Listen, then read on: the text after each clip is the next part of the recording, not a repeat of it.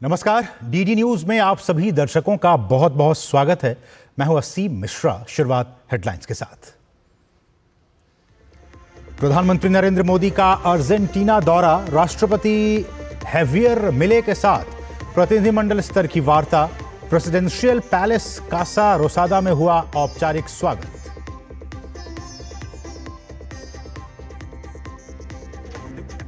PM Modi ने Buenos Aires में होसे दे सेन मार्टिन मेमोरियल पर अर्पित की श्रद्धांजलि। जनरल सेन मार्टिन की स्पेन से आजादी दिलाने में अहम भूमिका।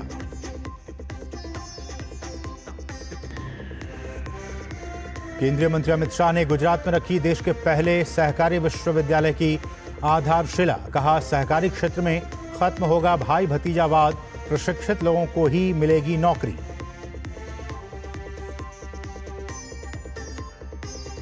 धरा गया भगोड़ा नीरव मोदी का भाई नेहाल मोदी। अमेरिका में हुई गिरफ्तारी, भारत लाने की तैयारी शुरू। पीएनबी घोटाले में भाई नीरव की मदद करने का आरोप।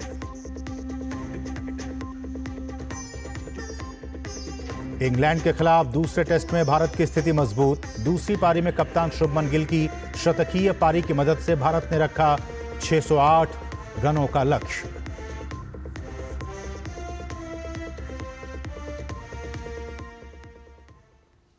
और अब सभी खबरें विस्तार से। 5 देशों की यात्रा के तीसरे चरण में पीएम मोदी इस वक्त अर्जेंटीना के दौरे पर हैं। अर्जेंटीना के राष्ट्रपति हैवियर मिले ने प्रधानमंत्री नरेंद्र मोदी का स्वागत प्रेसिडेंशियल पैलेस कासा रोसादा में किया। यहां औपचारिक रूप से प्रधानमंत्री का स्वागत किया गया।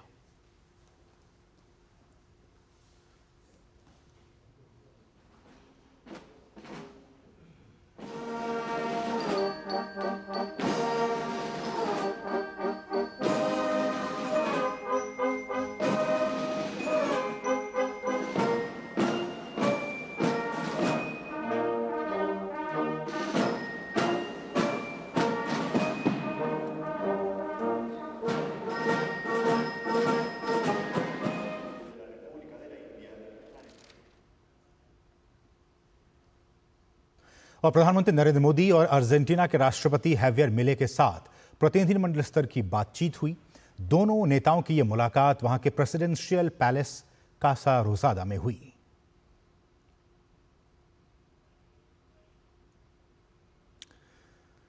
और पीएम मोदी अपनी विदेश यात्राओं के दौरान उन महानायकों को श्रद्धांजलि अर्पित करते रहे हैं जिनकी विरासत सीमाओं से परे है। हमारी ये खास रिपोर्ट आपको हम दिखाते हैं। प्रधानमंत्री नरेंद्र मोदी ने केवल भारत की धरती पर ही नहीं बल्कि अपनी विदेश यात्राओं के दौरान दुनिया के कई देशों में भी महान नेताओं को श्रद्धा सुमन अर्पित किए हैं, जहां मानवता के महान सेवकों ने अपने विचारों, संघर्षों और नेतृत्व से इतिहास की दिशा बदली है। यह श्रद्धांजलि उन महान नेताओं को समर्पित है जिन्होंने न सिर्फ अपने अपने देश को नई दिशा दी बल्कि मानवता की सेवा में भी अभूतपूर्व योगदान दिया। यह उन महान व्यक्तियों के साथ साथ स्वतंत्रता, न्याय और मानवता के उन मूल्यों का भी सम्मान है जो आज भी दुनिया को जोड़ते हैं। प्रधानमंत्री नरेंद्र मोदी ने विश्व स्तर पर कई महत्वपूर्ण नेताओं और गणमान्य व्यक्तियों के स्मारकों का दौरा किया है। शनिवार को प्रधानमंत्री मोदी ने अर्जेंटीना की राजधानी ब्यूनस आयर्स में सैन मार्टिन मेमोरियल पर श्रद्धांजलि अर्पित की। पीएम मोदी ने घाना के एकरा में नुक्रुम्हा मेमोरियल पार्क का दौरा किया। प्रधानमंत्री ने स्वतंत्रता, एकता और सामाजिक न्याय के लिए डॉक्टर नुक्रुम्हा के अमिट योगदान के सम्मान में पुष्पांजलि अर्पित की तथा एक क्षण का मौन रखा। 11 मार्च 2025 प्रधानमंत्री नरेंद्र मोदी ने मॉरिशस की अपनी आधिकारिक यात्रा पर देश के इतिहास की 2 महान हस्तियों, मॉरिशस के संस्थापक और प्रथम प्रधानमंत्री सर शिवसागर रामगुलाम और पूर्व राष्ट्रपति और प्रधानमंत्री सर अनिरुद्ध जगन्नाथ को श्रद्धांजलि दी। 27 सितंबर 2022 प्रधानमंत्री नरेंद्र मोदी टोक्यो के निप्पॉन बुडोकन में जापान के पूर्व प्रधानमंत्री शिंजो आबे के राजकीय अंतिम संस्कार में शामिल हुए। प्रधानमंत्री ने पूर्व प्रधानमंत्री आबे की स्मृति को सम्मानित किया, जिन्हें वे अपना प्रिय मित्र और भारत जापान साझेदारी का महान समर्थक मानते थे। 8-9 जुलाई 2016 प्रधानमंत्री नरेंद्र मोदी ने जोहानिसबर्ग में नेल्सन मंडेला फाउंडेशन का दौरा किया और रंगभेद विरोधी नेता नेल्सन मंडेला को श्रद्धांजलि अर्पित की। प्रधानमंत्री नरेंद्र मोदी ने महात्मा गांधी और नेल्सन मंडेला को श्रद्धांजलि देने के लिए कॉन्स्टिट्यूशन हिल का दौरा किया।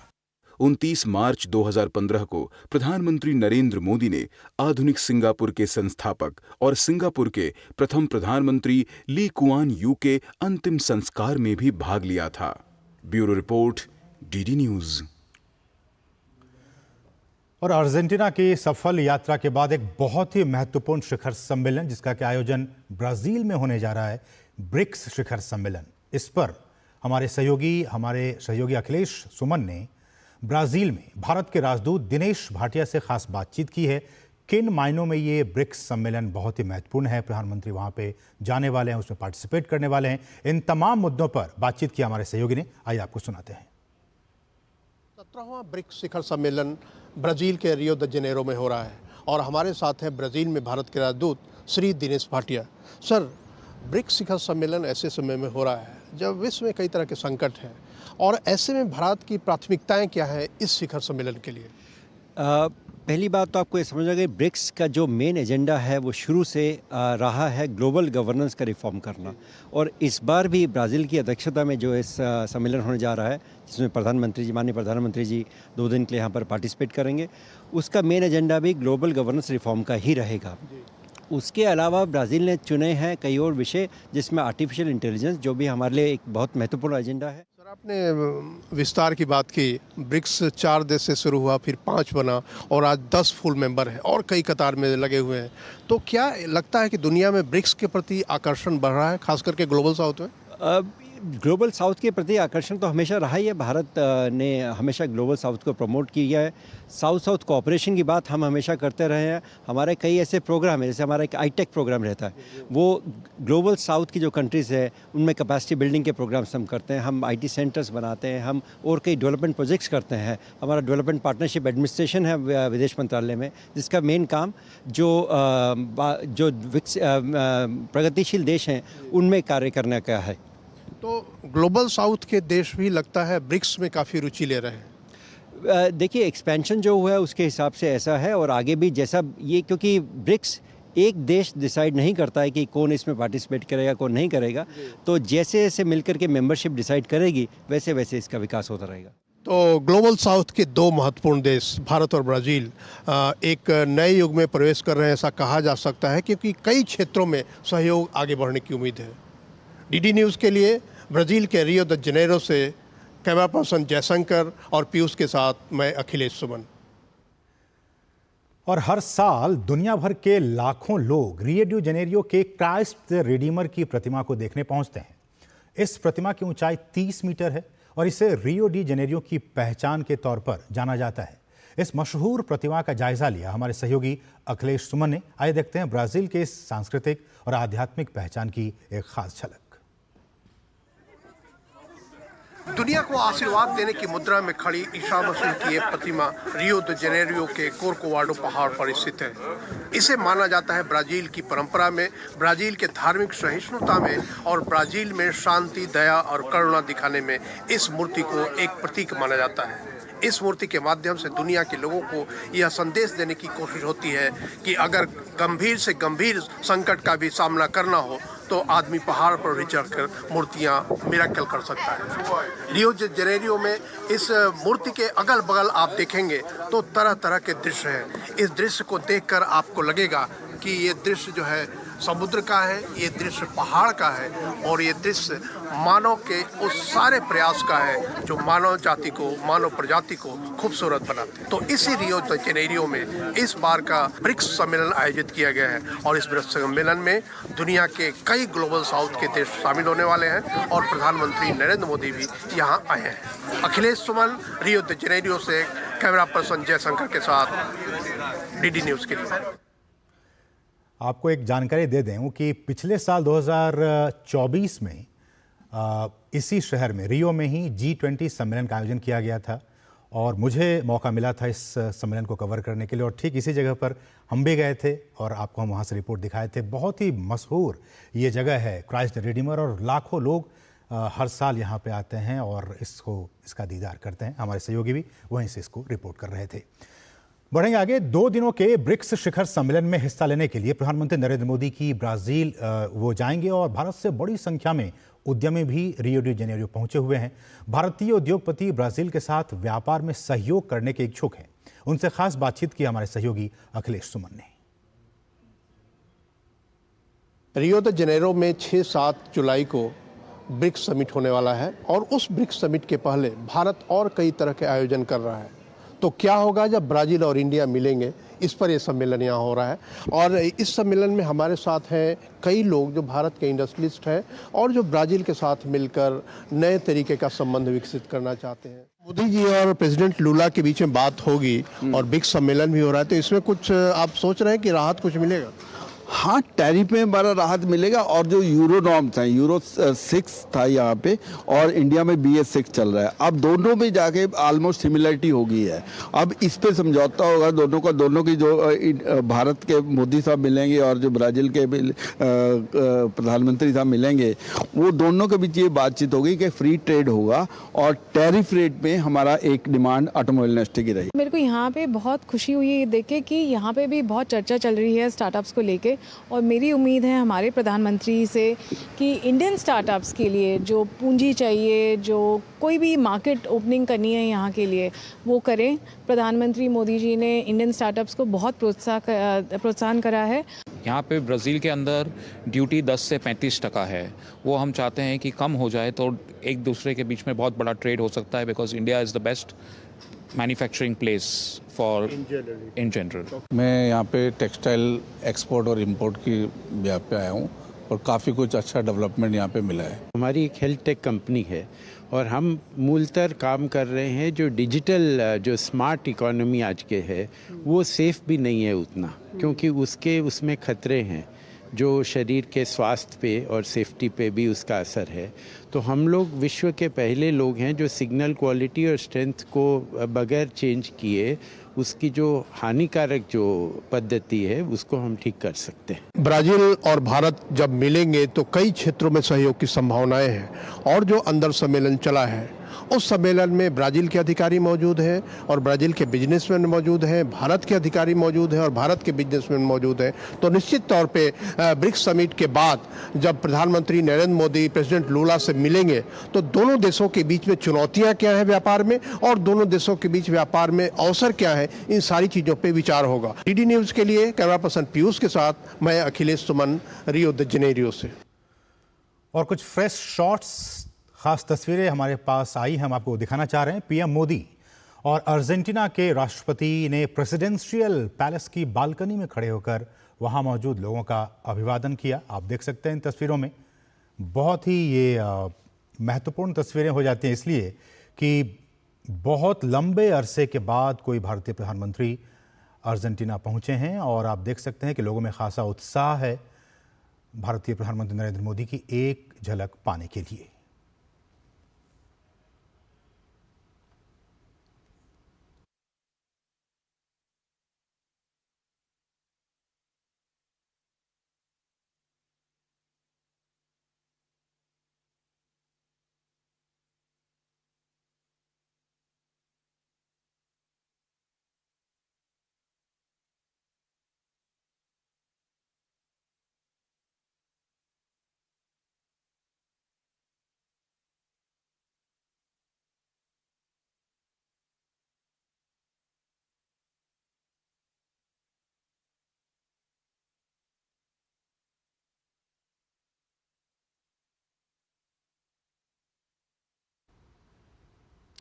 तो ये तस्वीरें अर्जेंटीना के राष्ट्रपति हेवियर मिले और प्रधानमंत्री Narendra Modi balcony, presidential palace की बालकनी में खड़े होकर, जो सैकड़ों की तादाद में जो लोग बाहर खड़े हैं और वो इस उम्मीद में खड़े थे कि कब दोनों ही राष्ट्राध्यक्ष आएंगे और उनके दीदार हो पाएंगे। तो उनकी जो एक लंबे इंतज़ार के बाद आप कह सकते हैं कि दोनों राष्ट्राध्यक्ष बालकनी में पहुँचे और उनका अभिवादन किया। एक लंबे अरसे के बाद आप कह सकते हैं कि 57 सालों के बाद पहली बार कोई भारतीय प्रधानमंत्री द्विपक्षीय यात्रा पर वहां पे पहुंचे हैं अर्जेंटीना। बढ़ेंगे आगे, रुकेंगे बहुत छोटे से ब्रेक के लिए। आप देखते रहिए DD न्यूज़।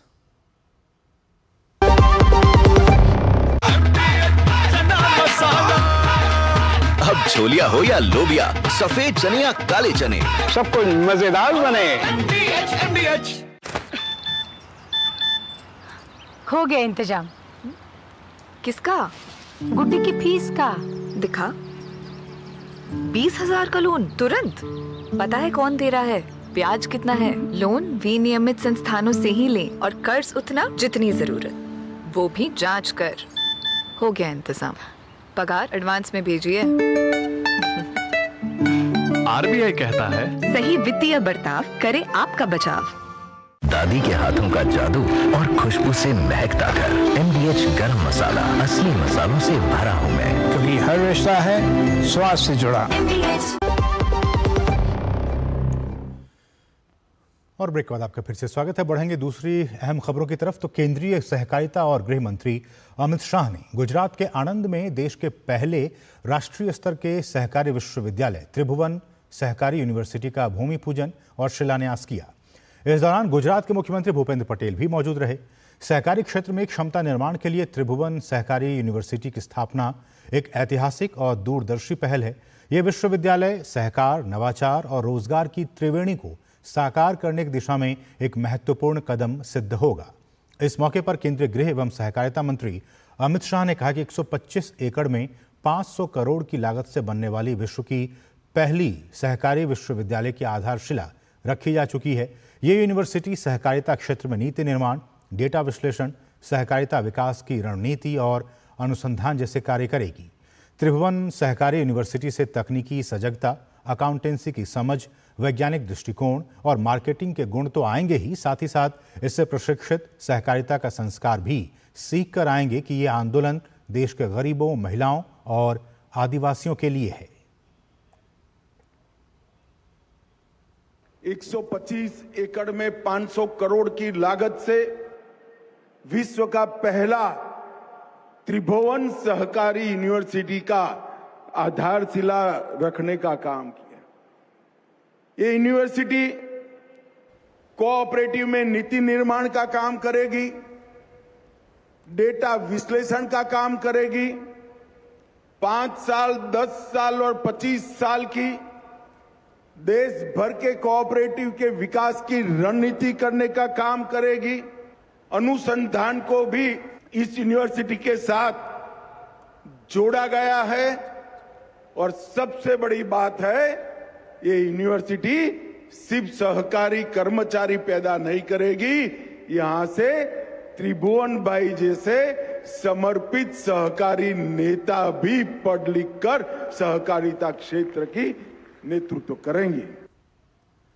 केंद्रीय वाणिज्य और उद्योग मंत्री पीयूष गोयल ने लोकसभा में विपक्ष के नेता राहुल गांधी द्वारा अमेरिका के साथ भारत की व्यापार वार्ता पर दिए गए बयान पर प्रतिक्रिया देते हुए कहा कि राहुल गांधी को अब कोई गंभीरता से नहीं लेता है, क्योंकि वे, उनके साथी और उनकी पार्टी लगातार नकारात्मकता फैलाते रहते हैं।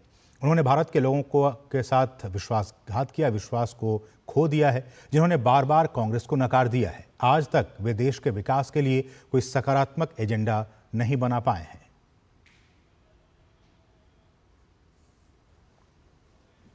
Mr. Rahul Gandhi seriously anymore because of the negativity that he, his party and his colleagues are continuously spreading, the falsehoods that they are spreading. I think they have lost the plot, they have lost the confidence of the people of India, who are again and again rejecting the Congress party and their politics. Till today, they have not been able to come up with any positive agenda for the development of the nation. Even in Karnataka, their government is completely collapsed.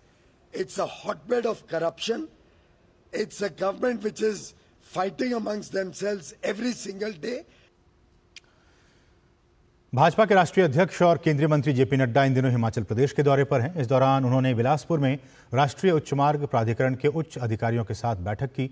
बैठक में उन्होंने प्रदेश के संबंधित प्रोजेक्टों के विकास कार्यों की समीक्षा की। इस मौके पर उन्होंने राष्ट्रीय उच्च मार्ग प्राधिकरण के अधिकारियों के साथ हुई मारपीट को चिंताजनक बताते हुए कहा कि ये देवभूमि की संस्कृति पर आघात है। उनका कहना था कि कानून की रक्षा करने वाले ही कानून को हाथ में ले रहे हैं। घटना बहुत ही चिंताजनक है और ये सिर्फ कोई एक व्यक्ति के इंसिडेंट का सवाल नहीं है। ये दो चीजों को बहुत धक्का देता है। एक, हमारी देवभूमि की संस्कृति को, और दूसरा, जिस सरकार में रक्षक ही भक्षक हो जाए उससे क्या आशा की जा सकती है। जिनके हाथों में कानून की रक्षा करना है वो अपने हाथों में कानून ले ले, ये कैसी सरकार चल रही है इसका जीता जागता नमूना है। और बिहार में आगामी विधानसभा चुनावों से पहले मतदाता सूची के पुनरीक्षण को लेकर चल रही चर्चाओं के बीच आंकड़े सामने आए हैं। अब तक 94% फॉर्म वितरित किए गए थे, जिसमें 1.04 करोड़ यानी कि 13.19% गणना फॉर्म एकत्रित किए गए हैं। बूथ लेवल अधिकारी, BLO, पर्यवेक्षक, चुनाव अधिकारी जमीनी स्तर पर परिश्रम कर रहे हैं ताकि ये सुनिश्चित किया जा सके कि कोई भी पात्र मतदाता छूट न जाए। 77,895 BLO घर घर जाकर मतदाताओं को उनके गणना फॉर्म भरने और उन्हें एकत्र करने में मदद कर रहे हैं।